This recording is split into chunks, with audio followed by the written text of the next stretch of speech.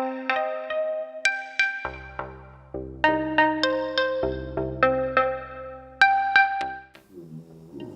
non! Bonjour à tous, des bouchées vapeur, sans gluten, végétales, rapides, faciles, petit budget et délicieuses. C'est la recette que je vous propose de réaliser aujourd'hui. Tous les ingrédients sont réunis pour que vous vous mettiez facilement en cuisine. Allez, c'est parti!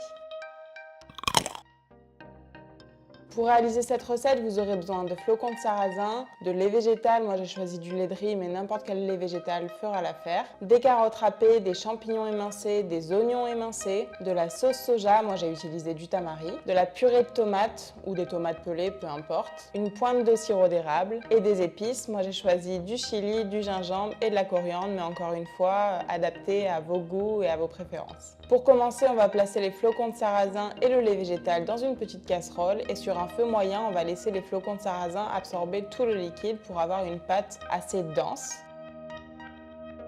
Dans un grand saladier, on va placer les oignons émincés, les champignons, les carottes, les épices, le sirop d'érable, la sauce soja, le coulis de tomate. On homogénéise.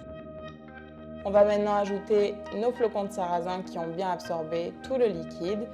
Et moi, j'utilise mes mains pour mélanger ce genre de préparation. Au moins, je suis sûre que tout est bien homogène, mais vous pouvez y aller à la cuillère si vous n'avez pas envie de vous salir. J'ai décidé d'ajouter un petit peu de coriandre fraîche, mais ça, c'est optionnel. Vous pouvez tout à fait ajouter du persil, de la ciboulette ou des cébettes, par exemple. Pour faciliter le façonnage des vapeurs, je vous conseille vraiment de vous mouiller les mains. On forme des petites boulettes avec nos mains et on les place dans le cuit-vapeur.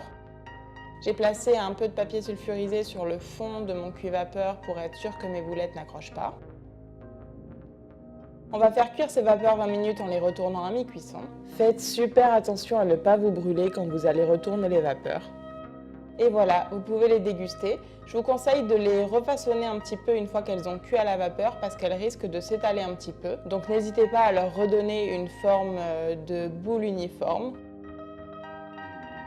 Ces petites bouchées vapeur sont vraiment idéales pour un apéro, pour une entrée, mais si vous décidez de les consommer en tant que plat principal, n'oubliez pas de les accompagner d'une source de protéines.